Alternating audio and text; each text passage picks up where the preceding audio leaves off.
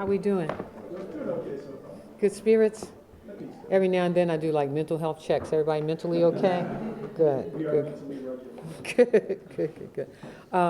You know, during my campaign, I talked about open government, about being transparent and accountable. And so one of the things I wanted to talk about today, before we get to all the questions that you all may have of me and some other folks that are here, I wanted to talk about our open City Hall. Through this process, people can visit City Hall anywhere. They can do it online. And we have two agencies that are already engaged in the process, so I wanted them to explain to you what they're doing.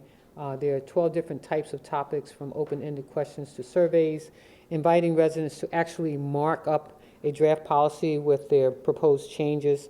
Open City Hall is a way that folks can communicate with the city on various levels, so I'm going to have our health commissioner, Dr. Lena Nguyen, talk about what she's doing, and then you'll hear from the police commissioner, and they'll talk about how they get feedback. And then I'll come back for questions. Thank you very much, Madam Mayor. We're excited to partner with you and always to work under your collaborative leadership, and thank you for your commitment to transparency and open government. I'm also really happy to join our police commissioner, whom I had the opportunity of speaking at Light City with on a panel a couple of days ago on the integration of public health and public safety. Now, in health, we know that there's no such thing as each of us doing health alone. And certainly we in the Baltimore City Health Department cannot do work as a silo, because frankly, we know that the data show otherwise. We know that there are neighborhoods in our city that are just a few miles apart where the life expectancy can differ by 20 years. And yet we also have the best medical institutions in the world that are right here in our backyard. So we know that health is not just about the health care that you get. That health also depends on issues like education and housing and poverty. And at the same time, health also integrally affects issues like drug addiction and public safety. And so we in the health department has a long history of innovative approaches. We hire people from the communities and see that people are solutions, not problems. For example, hiring people who are in recovery themselves to work on our needle exchange vans. We engage the community in everything that we do, including with coming up recently with our Healthy Baltimore 2020 plan, which the mayor has participated in multiple recent conversations around. And we embrace innovation and public-private partnerships, but always making sure that community voices are integrated. And so for us, it is the natural next step to take with Open City Hall. We're excited to continue conversations on health equity. We will be having questions that are posted on the website on topics ranging from infant mortality to mental health and trauma to seeing violence as a health issue.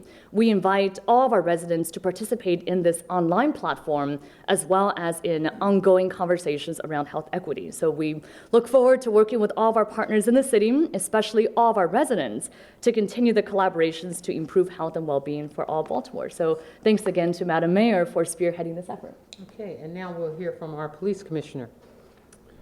Thank you, Mayor, for your constant leadership, and Dr. Nguyen for your leadership as well. Transparency is one of those words that you hear from lecterns during press conferences. It's kind of like the words reform, change, transparency.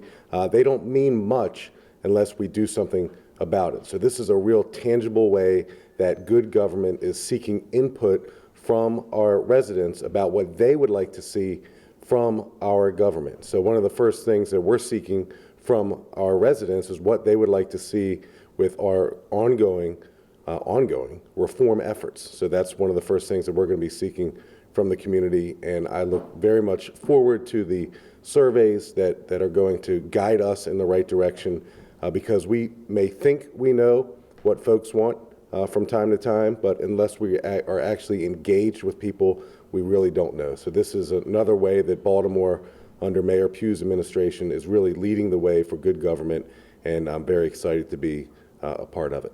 Thank you. So Kirsten is one of our geniuses that works for the city, and so one of the things we try to allow is that creativity bubbles to the top, and so she's going to give you a demonstration. So as Mayor Pugh pointed out, all city agencies are going to have the opportunity to utilize this platform to ask one of the 12 different types of questions. The ones that we have up right now, we have 3. One from the mayor herself, which is like a fill-in-the-blank type question. And then we have 2 surveys, one from the health department and one from the police department. But what I'll walk you through is just, as a resident, how this would go. So you'll come to baltimorecity.gov and you'll see right on the home page that there's an Open City Hall icon. Clicking this icon would take you to Open City Hall's home page portal, where at any time you could see the questions that are available to the public. So I'm going to use Ask the Mayor because it's the most simple one to walk through as the example. So you'll click Ask the Mayor and you'll see specifically what we're asking you and how long you have left. And you can see here how many other people have participated, and this is all me. So, so you'll come, once you click Ask the Mayor, I'm going to show you from a unlogged in and then logged in. So you'll go to the topic, and it'll show you the introduction, saying you've committed to transparency. I want to know what you want to know from me. So you'll come down and you'll say, okay, I'm going to take the survey.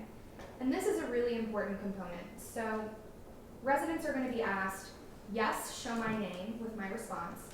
Yes, show my response, but don't show my name. And no, show it without my name at all.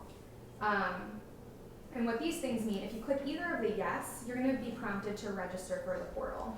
Registering for the portal is a very positive thing for the city because we're going to be able to, on an aggregate level, look at this data on maps, figure out if a specific age group, community, council district feels a certain way about something we're asking the community, and then we can really hone in our efforts with the people who are asking for that.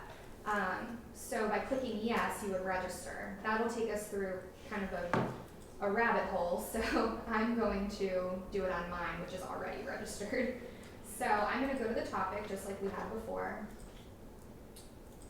and I'm going to take the survey, and now you'll see that it's asking me the same thing, which is confusing because I was logged in.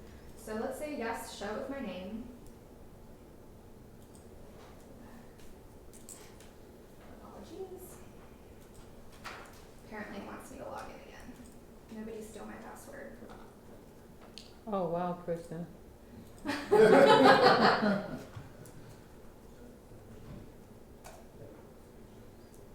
Just trying to make it simple.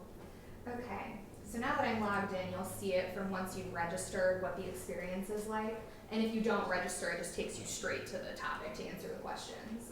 But I want to show you the registered. So you're going to go in and you're going to type your 3. You'll say, yes, show my name. Even if you're registered, you could choose not to show your name publicly. So yes, show my name. And, I'm going to give the mayor some test questions. And click next. And here it'll say, okay, this is, Peak Democracy's role, basically. And then your role, you've answered the question, here's what you said, are you okay with it? Now you can come back anytime and sign into your account and update. So then you'll click OK, making it registered. You've officially answered the question. And so under feedback, if you have a number of people answering, you can see what other people have said, you can like what they've said, you can engage with them, which is a really cool component of this platform. And at the very end, I think what sets Peak Democracy apart is there's an outcome tab, and at the end, once the topic is closed and information has been used, we're going to come back here and tell you how it was used, which I think is what really sets this apart. And so for Mayor Pugh's questions, this would be where she would post, probably one of many places where she would post the responses to those questions. And then as the commissioners both said, they have topics. So just to give you a quick preview, the police department is asking what your priorities are for the reform, and it's a survey, so you'll go in, answer some questions, and finalize that. And then the health commissioner and the health department are asking about issues of health equity, and that's kind of in a ranking format. So from a 1 to 5, how much does this impact your life? And so on the back end, again, we can take this, make maps, make focus groups, and really the data becomes actionable, which is what sets this type of engagement apart from just an in-person engagement. this is already launched and live, and so you'll be able to access it Right here. today. So any questions for Kirsten? Let's give her a big round of applause. Yay, Kirsten. All right. Questions for me?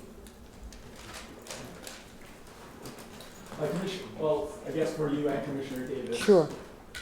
I mean, in the Attorney General's brief on possibly delaying the consent decree, they mentioned, well, we want to focus on crime and fighting a crime increase. In Baltimore, through the first 3 months of the year, we've got a 43% increase in homicides.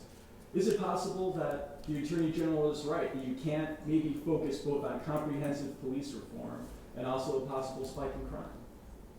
Well, in my opinion, I would think not. I would think that you can do both. Criminal justice reform is absolutely something that we must do in our city. We know that. A 163-page report that lays out all of the infractions that we need to take care of, I think, are relevant.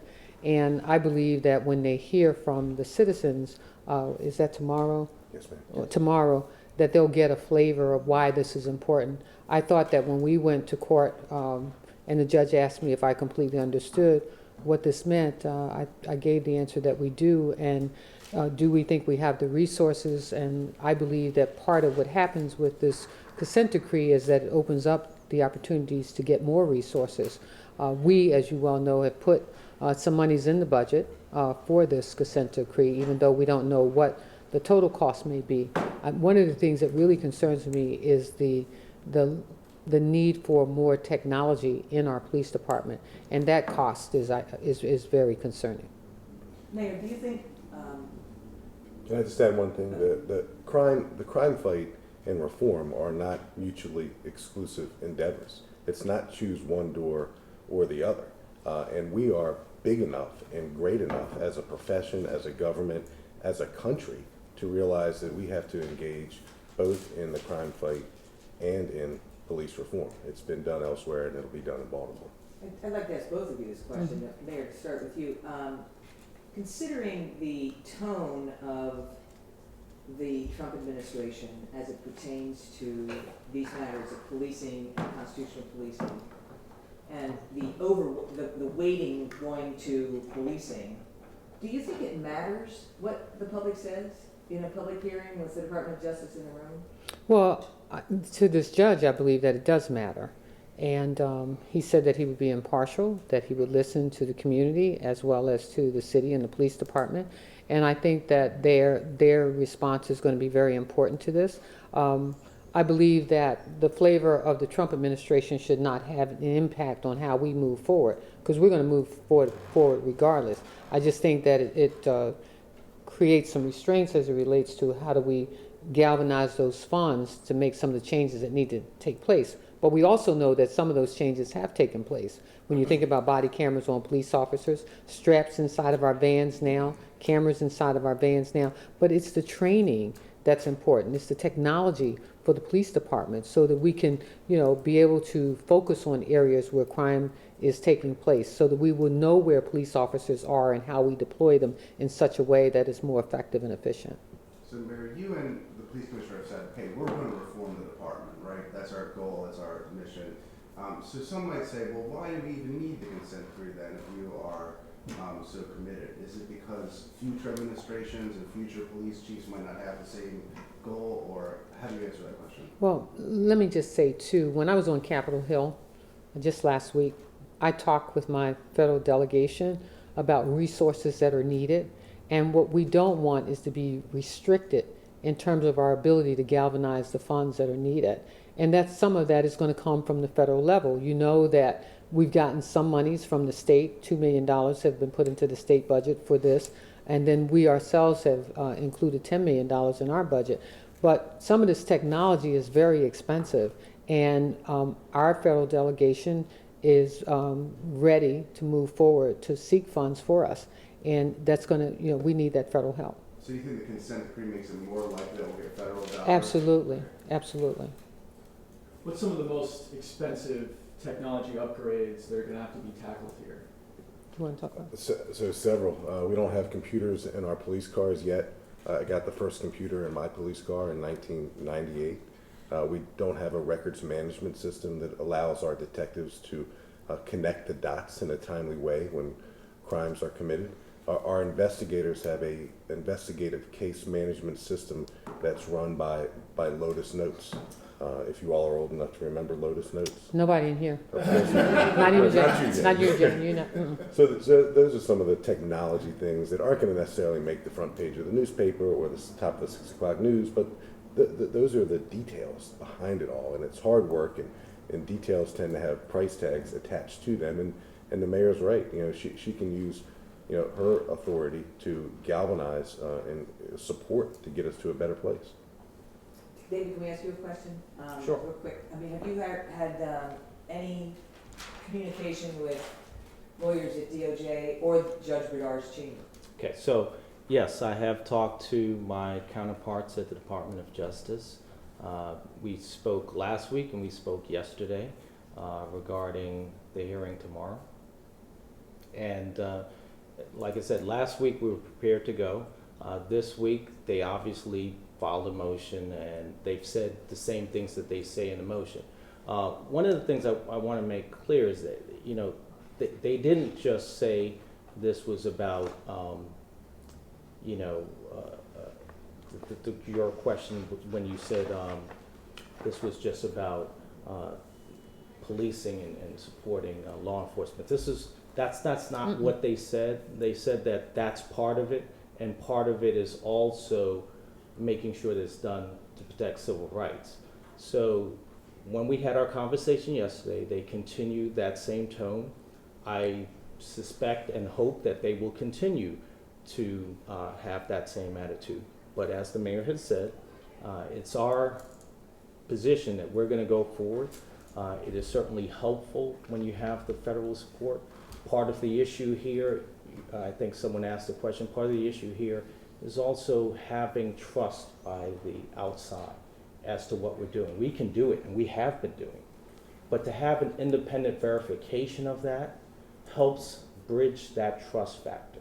And that's why this is important. And we talked about that. We talked about the need to have that support for the community, for them to believe that we're really about the business of doing this. And I think for the outside community, for our community, the civilian community, having that consent decree in place gives them some confidence that we're really working together to bring about the change that needs to, and we don't need to erode that trust at all.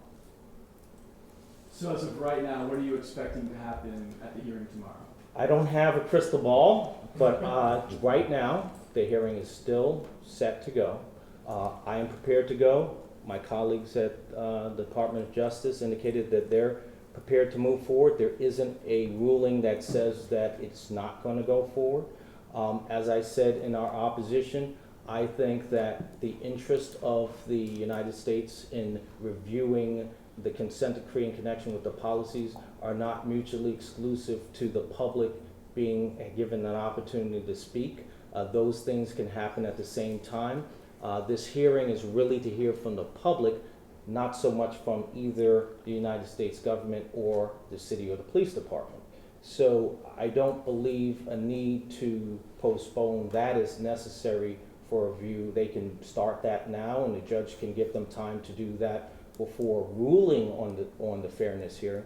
But conducting the fairness hearing, there is absolutely no reason to postpone that and not give the public an opportunity to speak towards. I do know the advocates are looking forward to testifying. David, are we correct that at the stage we're at in Baltimore, first there was the investigation, then there was the report, then there was the negotiation and an agreement, Right. which really settled the lawsuit. Am I correct? Well, the lawsuit is still pending. The consent decree is a way of resolving the lawsuit. Typically, lawsuits, I mean, you know, I'm a longtime litigator. Typically, lawsuits aren't the quickest way to resolve issues, but in this instance, it is. And the reason is because we have, from the beginning, done this as a collaborative process. And realizing that we do need an outside source to give credence to the reforms that we've done, that we're doing, and that we're gonna do is important. So that's how the lawsuit is resolved through the consent decree. So, but at this point, we are before, that's been signed, the consent decree's been signed. By the agreement's been parties. signed By the parties. Right. The judge now has to accept it. Once the judge accepts it, the power in this really shifts, am I correct, to the court? Well, the court there's a lawsuit filed, so the court has some power because it's now in the courts, in the judicial system. Plaintiffs, however, can do different things in the case. I think once it becomes a court order, then there are additional powers that the court has given under the order. Including the independent monitor. Right. Yeah, including the monitor. So is there a way to have an independent monitor, which you referenced the trust that would give the community? Is there a way to get that another way without, if the consent decree? There's always multiple ways to skin a cat, but I think this is the most efficient way to do it, the most cost-effective way to do it. Having the federal support is I think, a necessary and helpful thing.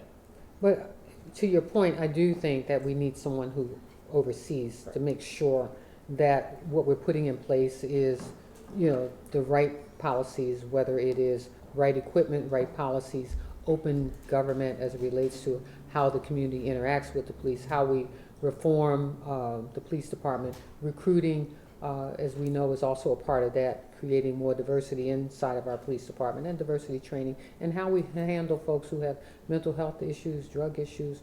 We want to change, and we are working on those kinds of changes. So switching gears away from the DOJ, sorry, I have to ask about something else. How close are you to naming another housing commissioner? Where are you at in that search process? Very, very close. Very close on that, and very close on Parks and Recreation. Very close. Do you have a timeline of when you might be able to name someone? I would hope in the next 3 weeks at the latest, I would think. Y'all know how scrutinizing I am. So you've had a number of candidates come Absolutely. in. A lot of great candidates, both on the HCD side and on the HABC side. A lot of great candidates for Parks and Recreation. Very excited about them. And are there still plans to divide up the two agencies? Absolutely. So we're gonna have one housing commissioner for each, or, Yes. so we're gonna hire 2 people? Yes. Okay, all Mhm. right. There are already 2 agencies. So They were 2 agencies. Those agencies were pulled together under, Right. yeah, in every other city, in every major city that you go in, whether it is Philadelphia, DC, Boston, Chicago, you name it. So there'll no longer be Paul Graziosi figure that is overvoted, that we took it. No, no. Mm-mm. Commissioner, can we get back just to follow up on something you said about the technology and the lack thereof in the Baltimore Police Department? I can remember covering stories over the years of pocket cops and, all this technology that seemed like, oh, this is a great thing. But what you're suggesting is that the really fundamental technology upgrades that are needed for policing were not done. Am I correct? Absolutely. Pocket cops can run a wanted check, basically, and do some very basic things that our profession requires. But being able to write a police report today, Jane, and put it into a 21st century records management system today, and have that electronically written and disseminated, gives a detective immediate access to a crime report that was written earlier the same day to possibly help her or him solve a crime that very same day.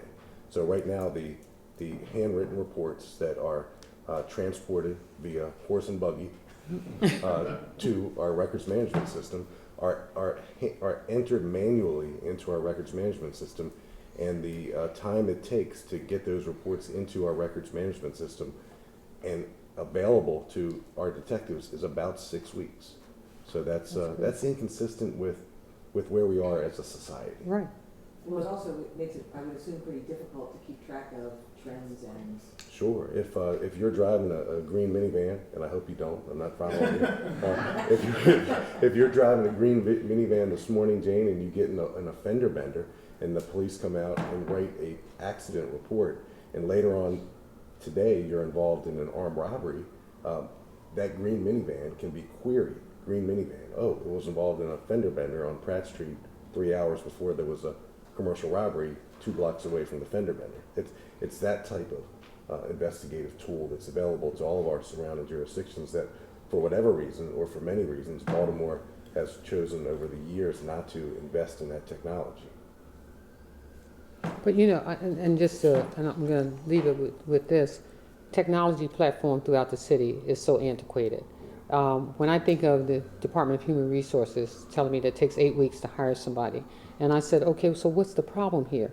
Well, we're still testing with pencils and pens, and you all know today in many companies and corporations, especially, that stuff is online.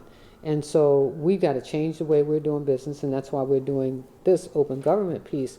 But if we can change it here, permitting process, the same thing that we announced last week. I mean, now you can just go online and get a permit. Those things have to change throughout government, and the technology is really needed in our police department. So, thank you all. Wait, Thanks. one more. School layoffs. What's your reaction to the announcement? Well, let me just say the CEO of the school system has a big job, and that's her issue to deal with.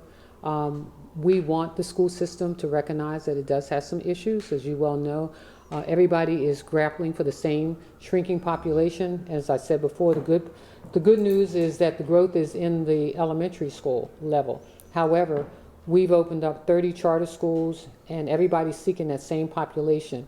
The charter school population is not required to hire those who are in the public school system. Now, they join the union once they are in a charter school, but they're not required to hire these folks over here. So I tell you all, do the math. If you've got 30 charter schools with 50 employees, on average, that's 1,500 people. Either you absorb them, either you bring them from there over to here, or you're going to have an issue. We were able to successfully get money at the state level, and we've committed $180 million over the next 3 years. I just learned that we also got some more money coming as it relates to transportation dollars, so our children don't have to worry about how they ride buses and so forth for after-school programs or during school hours, because we've got some highway user money that's coming, but there's also some legislation that's now on third reader that will cover us for the next 3 or 4 years. Okay? Thank you all.